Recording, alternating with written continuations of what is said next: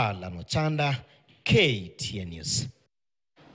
Shifting focus, as Christians around the world celebrate the resurrection of Jesus Christ on Sunday, religious leaders across the country have urged both the government and striking medics to embrace dialogue and forgiveness. They shared messages and reflections on the significance of the holy day and also asked the government to listen to the plight of Kenyans.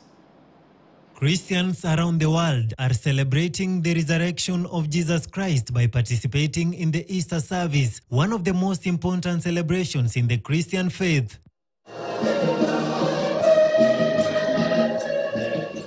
The Catholic Church has asked the government and other stakeholders to consider and find a solution to the economic challenges the nation is facing. We want to ask the people within the government, the people in the reach of those areas and many other areas that help the humanity to grow, to be very mindful of their duties and their responsibilities in alleviating the standards of lives of the people of Kenya.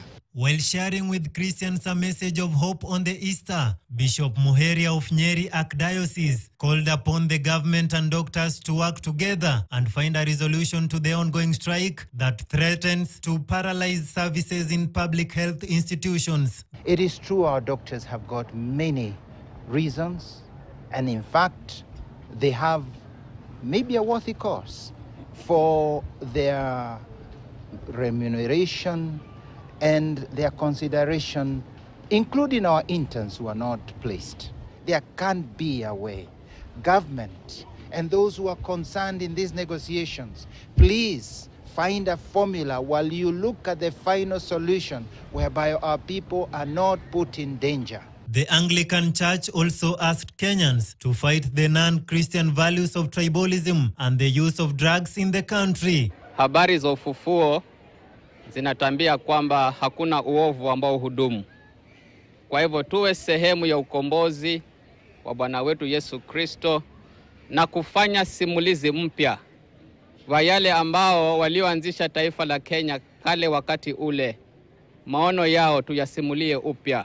Elsewhere, Reverend Bernard Abuya has asked Christians to spread love, urging the government and various stakeholders to work together for a better future. We are asking our people of our nation, Kenya, to be able to work together, have harmony, and love one another as we continue serving the risen Christ. On behalf of the Standard Group News Organization, we wish our viewers a happy Easter. Innocent Ogaro, KTN News. Away from that, let's shift to politics now, where the Orange Democratic Movement Party